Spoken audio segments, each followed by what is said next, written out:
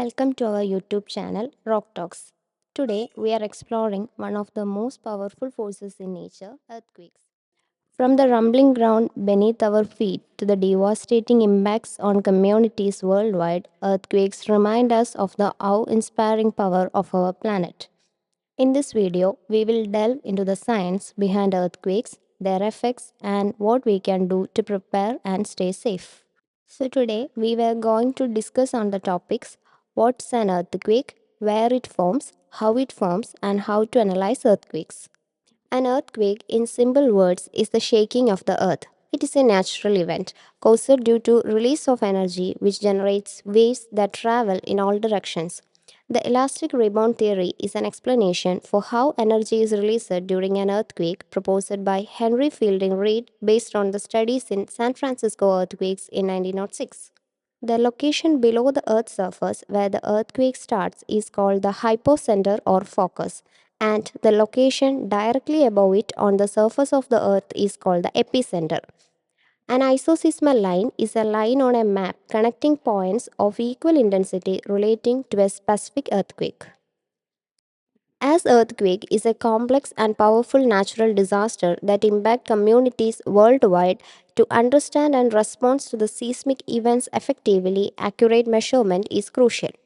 The energy from an earthquake travels through Earth in vibrations called seismic waves. Scientists can measure these seismic waves on instruments called seismographs. A seismograph detects seismic waves below the instrument and records them as a series of zigzags. The earthquake events are scaled either according to the magnitude or intensity of the shock. The magnitude scale is known as the Richter scale, and the intensity scale is called the Mercalli scale, named after the Italian seismologist Mercalli. The intensity scale takes into account the visible damage caused by the event, and its range of intensity is from 1 to 12. Elastic rebound theory, proposed by Henry Fielding Reid, offers profound insights into the Earth's crustal dynamics. The theory is an explanation for how energy is released during an earthquake. As the Earth's crust deforms, the rock which span the opposing sides of a fault are subjected to shear stress. Slowly they deform until their internal rigidity is exceeded.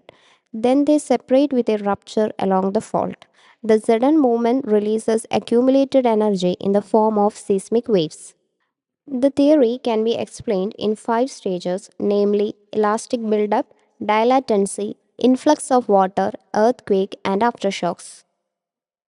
Stage 2 occurs when the rocks in the earth are packed together as closely as possible. The rocks must then expand by way of cracking to increase the amount of space they occupy. This process is called dilatancy. As small cracks form, the water inside the pores of the rocks is forced out and air is let in. As a result, the rocks become stronger. The process allows the rock to hold even more elastic strain. Influx of water indicates the third stage that occurs when the water that has seeped out of the rocks is forced back in because of surrounding pressure. As the water is forced back in, the rock loses its strength. The influx of water keeps more cracks from forming, which causes the rocks to stop expanding. The water later eventually serves as a lubricant when the elastic strain that has been building up over time is released. Stage 4 is the actual earthquake. As the rocks can no longer resist the elastic strain, a sudden fault rupture occurs. The stored energy in the rocks is now forced out and released in the form of heat and seismic waves. Seismic waves are large waves of energy that flow outward through the Earth's crust like ripples in a pond. The waves cause a sudden, often violent shaking of the ground. Stage 5 is the final stage during which a sudden drop in stress causes small aftershocks, which are smaller earthquakes or ruptures. The aftershocks release the remaining elastic strain. Aftershocks are often unpredictable and can occur years after the initial earthquake. Depending on the size of the main earthquake, the size and frequency of aftershocks can be significant. Eventually, the strain decreases, allowing normal conditions under the surface to return.